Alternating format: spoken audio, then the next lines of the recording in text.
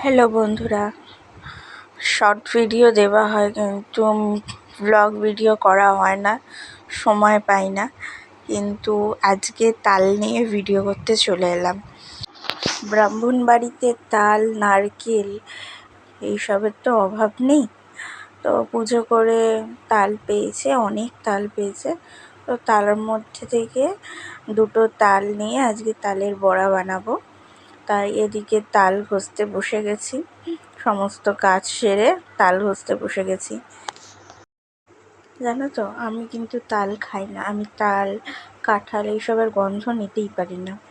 তো এদিকে আমার শ্বশুরবাড়ির সবাই তাল, কাঁঠাল এইসব খেতে খুবই ভালোবাসে। তো তাই ওদেরকে বানিয়ে দিলাম। তো একটা তাল করা হয়ে গেছে, আর একটা তাল ছাড়িয়ে নিলাম। তালগুলো কি সুন্দর, মানে কি সুন্দর রং, মানে ভাল লাগছে বেশ দেখতে। খাই তো না, কিন্তু ভালো লাগছে বেশ দেখতে। তো তালগুলো ভালোভাবে ঘষে ঘষে তালের কাইটা বার করে নিলাম, যাতে একটাও শ্বাস যাতে না থাকে, তার জন্য একটু জালি দিয়ে ভালো করে ছেঁকে নেবো। কারণ শ্বাস থাকলে না ভাল লাগে না খেতে।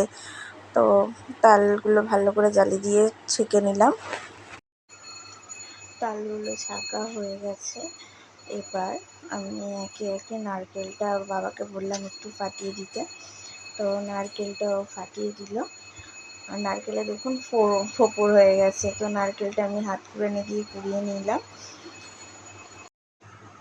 এবার সুজি, কলা, মিষ্টি, মৌরি সব দিয়ে এবার তালটাকে ভালোভাবে ফাটিয়ে নেব। ওদিকে মামুনি শুয়ে আছে, এদিকে তালটা একটু ক্ষীরও বার করবো, কারণ তালের ক্ষীর মামুনি খেতে ভালোবাসে। মাখা হয়ে গেছে। এবার একে একে তালের বড়াগুলো ভাজতে শুরু করে দিয়েছি। কিছু ভাজা হয়েছে, কিছু ভাজছি, অনেক সময় লাগবে ভাজতে।